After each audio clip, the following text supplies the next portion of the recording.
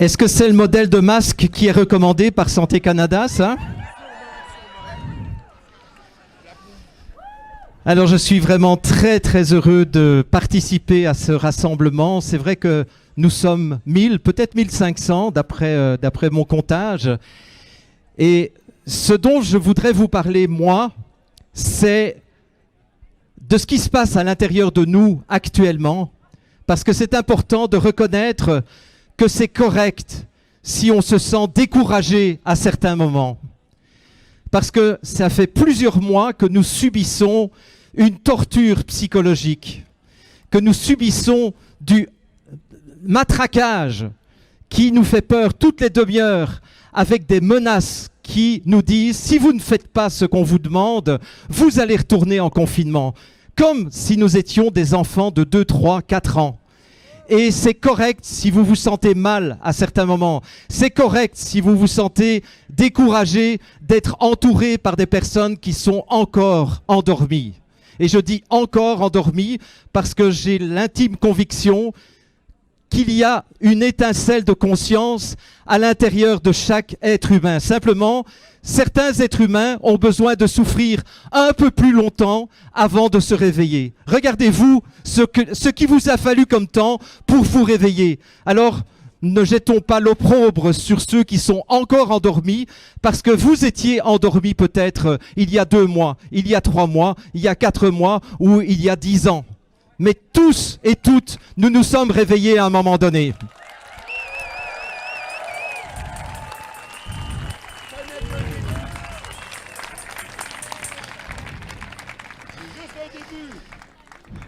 Ce que je trouve intéressant, peut-être que certains d'entre vous m'avaient déjà vu dans les médias en 2009, lorsque je me suis battu contre le projet de vaccination obligatoire H1N1, puisque déjà à l'époque, il y avait un projet de vaccination obligatoire encadré militairement.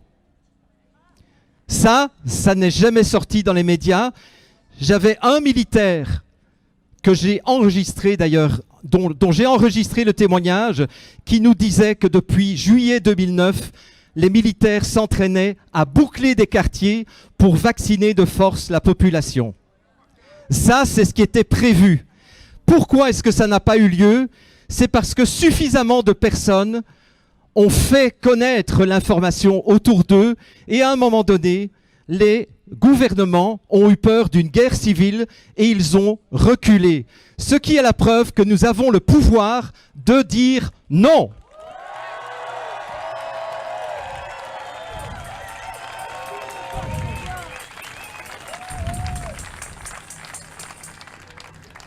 Ce que j'ai trouvé intéressant aussi au moment de la grippe H1N1, c'est que le mensonge de l'Organisation mondiale de la santé était tellement gros qu'à partir de là, beaucoup plus de personnes ont commencé à se méfier de la vaccination et à se poser des questions. C'est là où je dis toujours que l'ombre travaille au service de la lumière et de la conscience.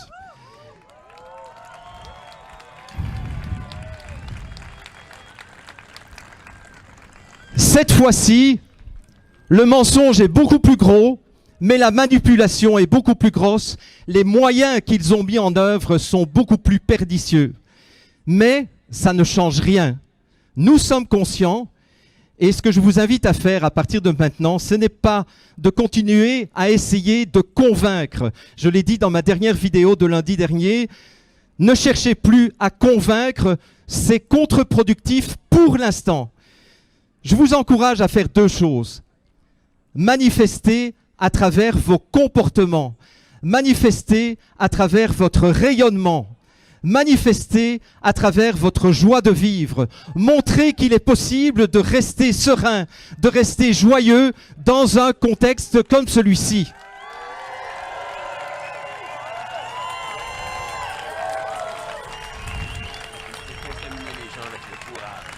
Oui. J'ai un souffleur qui me dit qu'il faut contaminer les gens avec notre courage. Et je trouve ça très bien.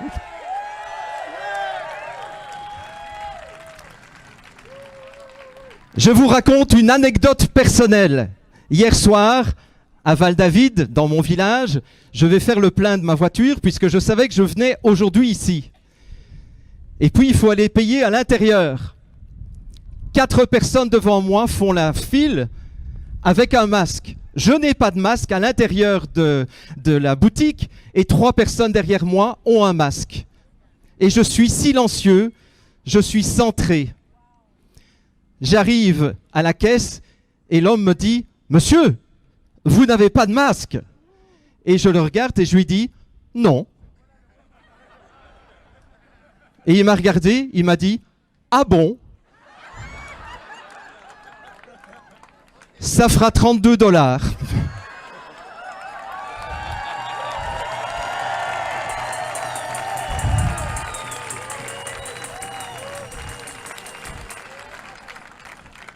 La clé, si je vous raconte ça, c'est pas pour vous raconter une anecdote et combien j'ai payé de gaz pour venir jusqu'ici.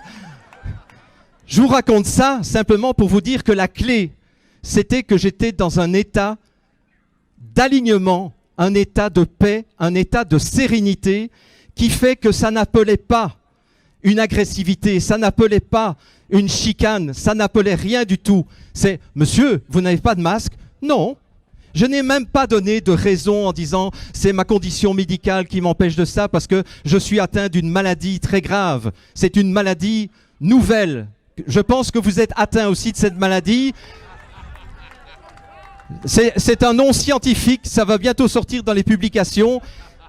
C'est... Attendez, il faut que je me souvienne du nom de cette maladie.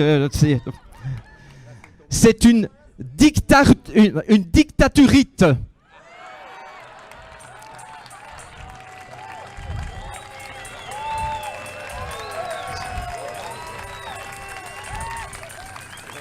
On savait déjà qu'il y avait les méningites, qu'il y avait les pharyngites, les otites, les cystites, il y avait des appendicites, etc. Mais maintenant, il y a les dictaturites, qui est une condition médicale qui m'empêche de porter le masque, tout simplement. Voilà. Donc,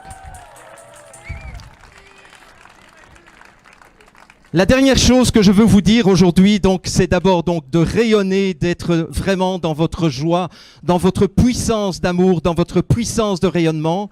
Mais aussi, je vous annonce déjà que ce qu'il nous réserve pour cet automne, ça va être pire que ce que nous avons subi ce printemps. Et c'est là où je vous invite à faire des solidarités avec d'autres personnes de votre quartier, d'autres personnes de votre village, qui, eux aussi, ne sont plus dupes de ce mensonge. Tenez-vous ensemble, et je sais pour cela, parce que moi, ça fait 17 ans que je vis au Québec, et c'est devenu ma patrie. D'ailleurs,